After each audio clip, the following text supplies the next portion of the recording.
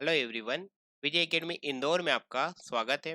आज के इस वीडियो में हम बात करने वाले हैं शिक्षा बिना बोझ के। ये क्या है आखिर? तो इससे पहले हमने क्या कवर कर लिया था? देखिए, इससे पहले हम बात कर चुके थे राष्ट्रीय शिक्षा नीति 1986 पर। हमने काफ़ी डिटेल में बात की थी। अब हम बात करेंगे शिक्षा बिना बोझ के। आखिर ये क्या है? तो देखिए, सबसे पहले 1990 में कमेटी बनी थी। कमेटी का नाम याद रखना है। किसकी अध्यक्षता में बनी थी? यशपाल जी की अध्यक्षता में ये कमेटी बनी थी, इसलिए इसका नाम क्या था? यशपाल कमेटी। कब बनी थी? तो 1990 में ये कमेटी बनी थी। किसके संदर्भ में बनी थी? शिक्षा के संदर्भ में ये कमेटी बनाई गई थी। 1986 में जो आपकी शिक्षा नीति आई थी, कौन सी शिक्षा नीति थी ये? तो ये आपकी द्वितीय शिक्षा नीति थी, सेकेंड वाली थी ये। इससे पहले भी एक शिक्षा नीति आई थी, और वो कब आई थी? तो वो आई थी 1968 में। तो पहली शिक्षा नीति कब आई थी? 1968 में, 1958 में। सेकेंड वाली कब आई? तो सेकेंड वाली आई थी 1986 में। तो इस नीति के अंदर और कुछ सुधार लाने के लिए, कुछ और एड ऑन करने के लिए, कुछ और संशोधन करने के लिए सरकार ने एक कमेटी बनाई थी, जो यशपाल जी की अध्यक्षता में कमेटी बनाई गई थी, इसलिए इसका नाम था यशपाल कमेटी, जो कि 1990 में बनाई गई थी। इस कमेटी ने अपनी जो रिपोर्ट थी, अपनी रिपोर्ट कब दी थी? इस कमेटी ने अपनी रिपोर्ट 1993 में दी थी। और इस रिपोर्ट का नाम क्या था? तो इस रिपोर्ट का नाम उन्होंने दिया था शिक्षा बिना बोझ के। ठीक है, तो आपसे अगर पूछ ले शिक्षा बिना बोझ के क्या है, तो ये यशपाल जी की अध्यक्षता में एक कमेटी बनाई गई थी 1990 में।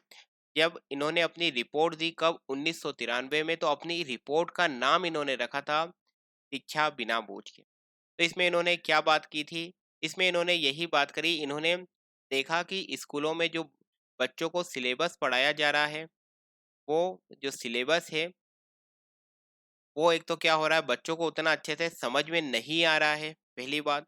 और अननेसेसरी चीज़ें बच्चों को पढ़ाई जा रही हैं, और अनयूजफुल सिलेबस पढ़ाया जा रहा है, और कुछ टॉपिक मतलब अनयूजफुल हैं, जो रिलेवेंट नहीं है। साथ ही साथ जो बच्चों को जिस तरह से पढ़ाया जा रहा है, समझाया जा रहा है, वो मतलब उनकी समझ से थोड़ा सा दूर जा रहा है, मतलब समझ से थोड़ा सा परे हो जाता है। तो इन्होंने ये सजेशन दिया कि देखिए, जो अननेसेसरी टॉपिक हैं, उन सभी टॉपिक्स को हटा देना चाहिए। साथ ही साथ बच्चों को इस वे में, इस तरह से पढ़ाना चाहिए, ताकि उनमें क्या हो, उन्हें समझ में आए और उनमें समझ का स्तर विकसित हो। ये सब बातें इन्होंने अपनी इस रिपोर्ट में की थी, और इस रिपोर्ट का नाम था शिक्षा बिना बोझ के। मतलब जैसे आप देखिए, बच्चों को आज भी आपने देखा होगा कि बच्चों के जो बैग होते हैं, बस्ते होते हैं, उनमें देखिए वो कई सारी किताबें रख के ले जाते हैं। और आप उनके अगर बैग का वजन करेंगे, तो देखेंगे आप काफी ज्यादा निकल जाता है उसका वेट। तो इन्होंने वही बात की कि देखिए, आप बच्चों को इतनी ज्यादा मतलब किताबें ना लगाएं, आप उनको रिलेवेंट सिलेबस पढ़ाएं। मतलब जो सिलेबस काम का हो, केवल वही सिलेबस उन बच्चों को पढ़ाएं, और साथ ही साथ बच्चों में समझ का स्तर विकसित करें, उनमें सोचने और समझने की क्षमता विकसित करें। और उन्हें जो अनावश्यक किताबें हैं, उन्हें भी हटाना चाहिए। साथ ही साथ सिलेबस में जो अनावश्यक टॉपिक हैं, उन्हें भी हटाना चाहिए। बच्चों में समझ का स्तर विकसित हो, इस तरह से उन्हें पढ़ाना चाहिए। उन्हें प्रश्न पूछने की आज़ादी दी दी जानी चाहिए। साथ ही साथ उन्हें प्रैक्टिकल नॉलेज देना चाहिए। ये सभी बातें इन्होंने अपनी रिपोर्ट, जिसका नाम था शिक्षा बिना बोझ के, इसमें ये सब बातें इन्होंने की। ठीक है, आपसे ये प्रश्न भी पूछा जा सकता है कि कोठारी कमीशन किससे संदर्भ संबंधित है? तो आपको पता होना चाहिए, कोठारी कमीशन जो कि 1966 में गठित किया गया था, ये भी शिक्षा से संबंध में है। उसके बाद देखिए, 1968 में आपकी क्या आ गई थी? शिक्षा नीति आ गई थी। उसके बाद 1985 में चट्टोपाध्याय कमेटी बनी। तो आपकी देखिए 1900, मतलब देखिए, सरकार क्या करती है, कमेटी बनाती है, और कमेटी से फिर रिकमेंडेशन मांगती है कि आप हमें सजेशन दें कि किस तरह की नीति हम बनाएं। फिर सरकार उसके बाद क्या करती है, नीति बनाती है। तो देखिए, जैसे कोठारी कमीशन बनाया 1966 में, तो फिर 1968 की शिक्षा नीति आ गई। 1985 में चट्टोपाध्याय कमेटी बनी, तो 1986 में शिक्षा नीति आ गई। फिर उसके बाद 1990 में यशपाल कमेटी बनी, 1990 में यशपाल कमेटी बनी। तो फिर देखिए 1992 में क्या हुआ था, ये जो 1986 की नीति थी, इस ये जो 1986 की नीति थी, इसी में 1992 में क्या किए गए, संशोधन किए गए। तो ये सभी मतलब सरकार क्या करती है, कमेटी बनाती है, और जो कमेटी सलाह देती है या रिकमेंडेशन देती है, सिफारिश करती है, उन सबको भी सरकार कंसीडर करते हुए नीतियां बनाती है। तो इसी तरह 1990 में यशपाल कमेटी बनी, जिसने अपनी रिपोर्ट 1993 में दी, 1993 में दी, और इस रिपोर्ट का नाम था शिक्षा बिना बोझ के। तो इसमें उन्होंने यही सब बातें बताई जो हमने समझी। तो एनसीईआरटी ने फिर इस सब बातों को जो यशपाल जी ने अपनी रिपोर्ट में की, वो सब बातें एनसीईआरटी ने समझी, और फिर एनसीईआरटी ने ये कोशिश करी कि जो भी अनावश्यक चीजें हैं या जो सारहीन है, मतलब कोई काम की नहीं है, उन सभी चीजों को सिलेबस में से क्या कर दिया जाए, निकाल दिया जाए। तो ये सभी बातें इसमें की गई थी। और फिर एनसीईआरटी ने राष्ट्रीय पाठ्यचर्या की रूपरेखा 2005 लेकर आई। तो ये जो यशपाल जी की रिकमेंडेशन थी, वो सभी उन्होंने इसमें क्या करी, ध्यान रखी। जब तो देखिए एक क्वेश्चन और यहाँ पर बनता है, राष्ट्रीय पाठ्यचर्या की रूपरेखा। तो एक आपसे क्वेश्चन, इसका इंग्लिश नाम कई बार पूछ लिया जाता है कि एनसीएफ का फुल फॉर्म क्या है, तो आप इसे नोट कर लेना। डायरेक्ट क्वेश्चन पूछ लिया जाता है। देखिए हिंदी में नाम यही है इसका, राष्ट्रीय पाठ्यचर्या की रूपरेखा, राष्ट्रीय पाठ्यचर्या की रूपरेखा, NCF, national curriculum framework. Note कर लेना, फुल फॉर्म पूछ लेते हैं। एनसीएफ का फुल फॉर्म क्या है, तो नेशनल करिकुलम फ्रेमवर्क, ये पूछ लेते हैं full form, national curriculum framework, NCF. Hindi में नाम क्या है, राष्ट्रीय पाठ्यचर्या की रूपरेखा। तो ये जो 2005 में आया था, ये कौन सा था, ये फोर्थ था। तो फिर आखिर पहला कब आया, तो आप ये सारे ईयर याद रखना, इन पे भी प्रश्न पूछे जा सकते हैं। तो देखिए एनसीएफ जो फर्स्ट था, ये आपका आया था 1975 में, ये पहला वाला था। फिर आपका सेकेंड वाला 1988 में आया एनसीएफ। फिर थर्ड वाला आपका 2000 में आया था, और फोर्थ आया था आपका 2005 में, नेशनल करिकुलम फ्रेमवर्क।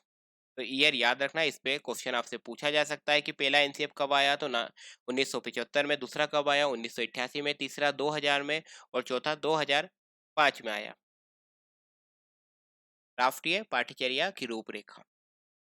तो इसमें क्या हुआ, एनसीईआरटी जो था, इसने एक समूह बनाया, और इसने ये जो पाठ्यक्रम होता है, मतलब जो सिलेबस होता है, इस पे क्या करा, बहुत ज़्यादा विचार करा।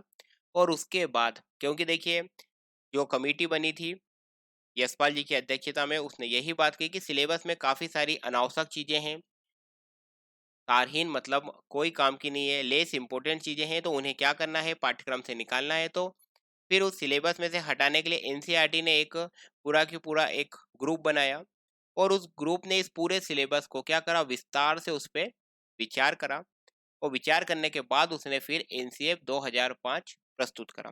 तो आगे इसमें क्या क्या सुझाव दिए गए, तो देखिए इसमें वही बात लिखी सबसे पहले तो, कि बिना बोझ के शिक्षा जो रिपोर्ट थी, उसको आधार बनाया इसमें। मतलब जो जो इसमें सिफारिशें की गई थी, एनसीईआरटी ने बकायदा इसका ध्यान रखा, और उन्होंने क्या फोकस करा कि बाल शिक्षा पर सबसे ज़्यादा हमें बल देना है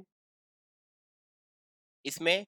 और क्या उन्होंने फोकस करा कि देखिए जाति, लिंग, किसी भी तरह का कोई भेदभाव नहीं होना चाहिए, इसको उन्होंने पूरी तरह से क्या करा, ये कोशिश करी कि इसको समाप्त किया जाना चाहिए।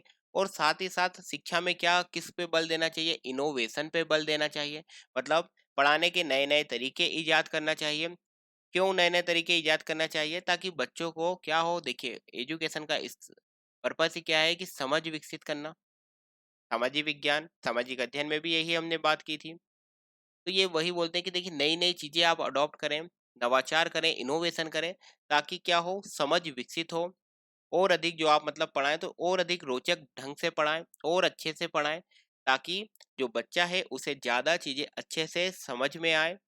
ये सभी बातें इसमें की गई। और जो पुरानी पद्धति है उसे समाप्त करने की बात कही। मतलब देखिए जब आप नई नई चीज़ें करेंगे, तो डेफिनेटली जो पुरानी मेथड होगी ऑटोमेटिकली वो क्या हो जाएगी, समाप्त हो जाएगी। साथ ही साथ ये भी बात आपको मैंने बता दी कि प्रैक्टिकल नॉलेज देने की बात करी, मतलब जो भी बच्चों को जैसे पढ़ा रहे हैं या समझा रहे हैं, तो बच्चों को वो एग्जाम्पल देने चाहिए जो प्रैक्टिकल लाइफ से रिलेटेड हो। खास करके इस तरह के एग्जाम्पल देना चाहिए जो बच्चे के देखे हुए हों। इस तरह के एग्जाम्पल बच्चों को देने चाहिए, मतलब बाहरी जीवन से जोड़ने की उनमें क्या हो, क्षमता विकसित कराना, ये इसका पर्पस था। क्या फोकस करा गया इसमें कि बच्चों को रटने को समाप्त किया जाना चाहिए। मतलब देखिए क्या बोल रहा है एनसीएफ, यही बात बोल रहा है कि बच्चों को रटना नहीं है, इसकी बजाय उनमें क्या विकसित कराना है, समझ विकसित कराना है, समझ डेवलप कराना है, ये इसका पर्पस है। और जो नई शिक्षा नीति आई है वो भी इसी बात पर बल देती है। और हम भी यही कहते हैं कि ज़्यादातर आपका फोकस किस पे होना चाहिए, समझ पे होना चाहिए, ताकि आपका अगर एक बार कॉन्सेप्ट डेवलप हो जाएगा तो फिर आप क्वेश्चन बना ले जाते हैं। कुछ पॉइंट याद करने के रहते हैं, तो जब आप समझ डेवलप करते हैं तो ऑटोमेटिकली वो पॉइंट भी आपको याद हो जाता है। जैसे अभी आपने पूरा समझा एनसीएफ को, तो अब अगर आपसे वो पूछ ले एनसीएफ का फुल फॉर्म क्या है, तो नेशनल करिकुलम फ्रेमवर्क है। पहला कब आया था, तो 1975 में, दूसरा 1988 में, तीसरा 2000 में, चौथा 2005 में। राष्ट्रीय शिक्षा नीति कब आई, तो जब आप पूरी डिटेल में पढ़ते हैं तो आपको पता रहता है कि पहली 1968 में आई थी। अब आपको ये भी पता है 1968 में क्यों आई, कोठारी कमीशन बना था। फिर 1986 की नीति आई, तो उससे पहले चट्टोपाध्याय कमेटी बनी। 1992 में जो नीति में संशोधन किया गया, तो वो क्यों किया गया था, क्योंकि वो समिति बना दी थी यशपाल कमेटी। तो ये सभी बातें जब आप पूरा समझते हैं, समझ के पढ़ते हैं, और तो फिर ऑटोमेटिकली आपको चीजें क्या हो जाती है, जो याद करने वाले फैक्ट होते हैं वो भी आपको क्या हो जाते हैं, ऑटोमेटिकली माइंड में रहते हैं। और इन ओवरव्यू क्लासेस का भी यही पर्पस है कि थोड़ी जो आपकी समझ विकसित करा दी जाए, ताकि आप फिर क्या कर पाएँ और उस टॉपिक को अच्छे से मजबूत कर पाएँ।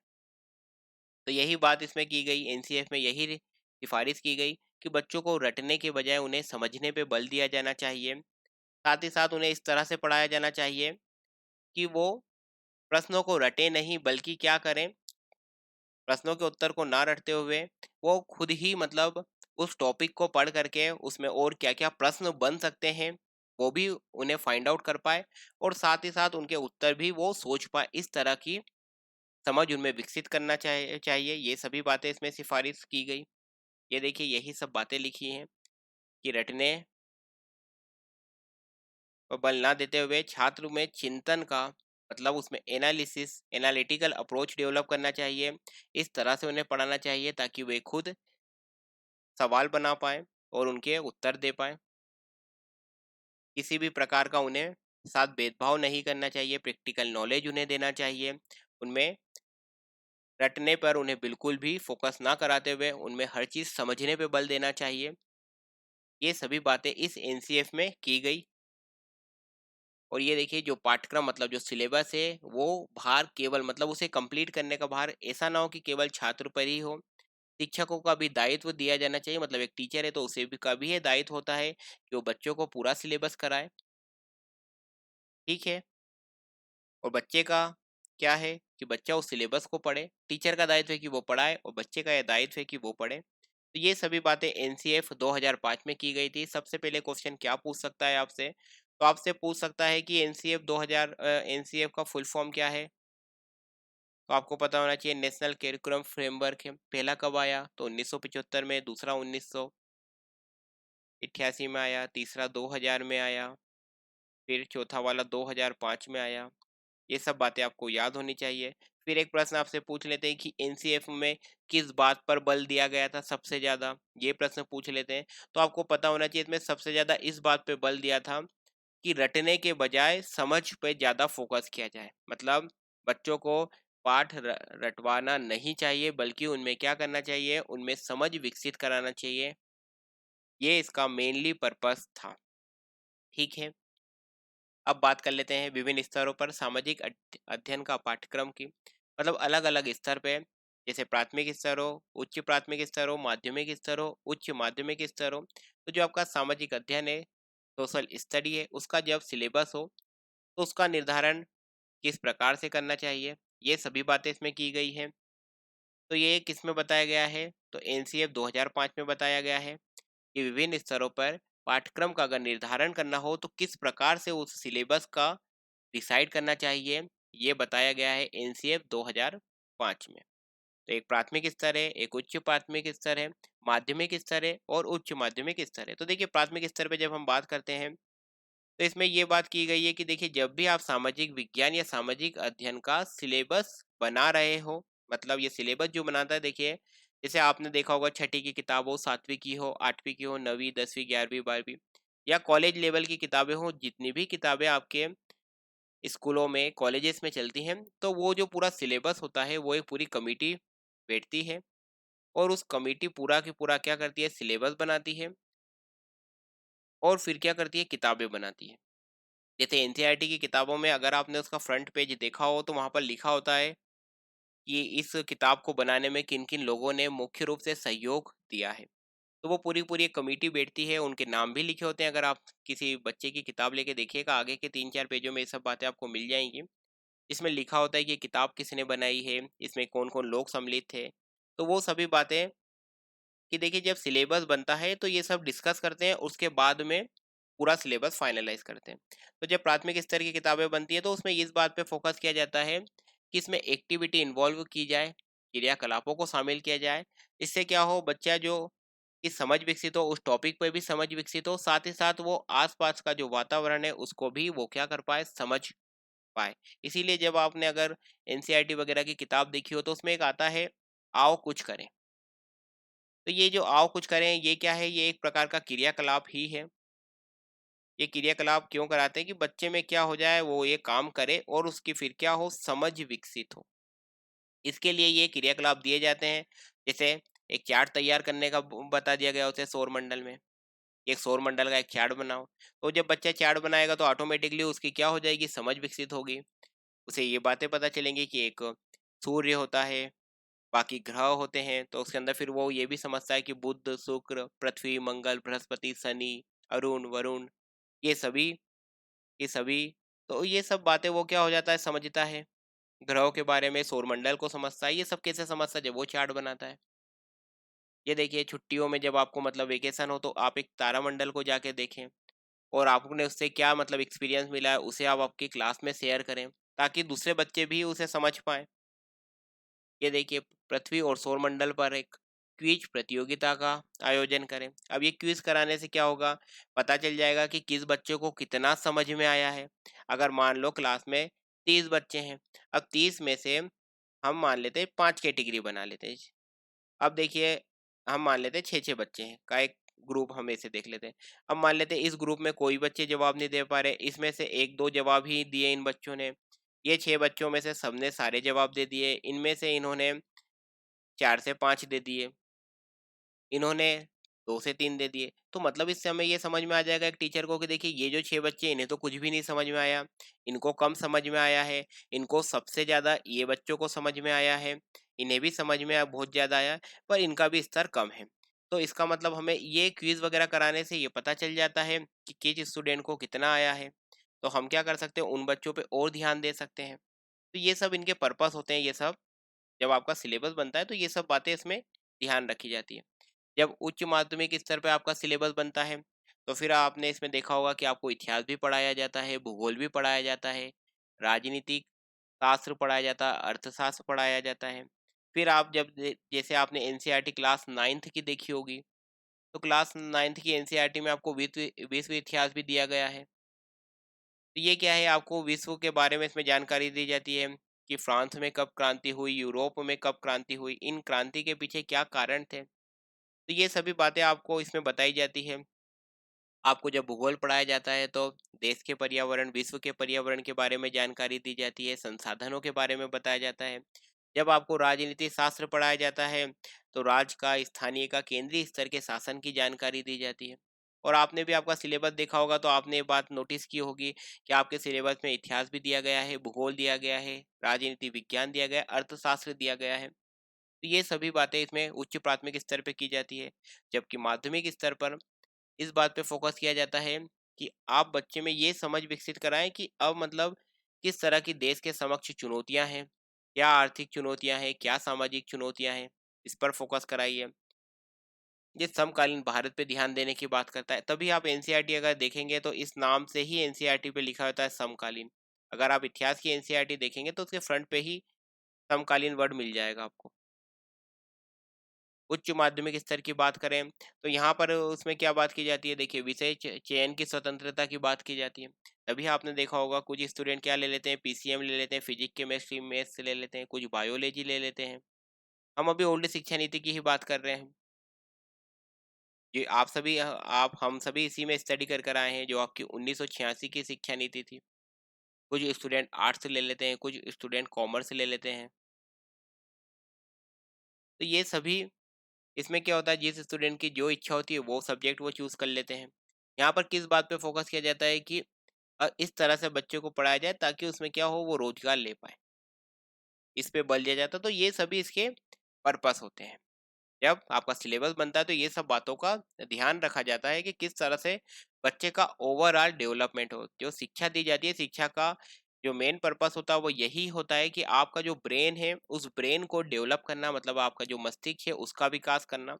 और आपको क्या करना, आपको इस इतना योग्य बनाना ताकि आप काम कर पाए, चाहे फिर आपके घर के काम हो, चाहे फिर आप बाहरी काम हो, वो सब आप काम कर पाए। जैसे आप कॉमर्स पढ़ते हैं तो कॉमर्स में आपको अकाउंटिंग सिखाई जाती है, पर फिर क्या होता है, आप टेली वगैरह भी सीख लेते हो और आप कहीं जाके आप देखा होगा जॉब भी करते होंगे। तो ये सभी बातें इस सिलेबस के तहत कवर की जाती है।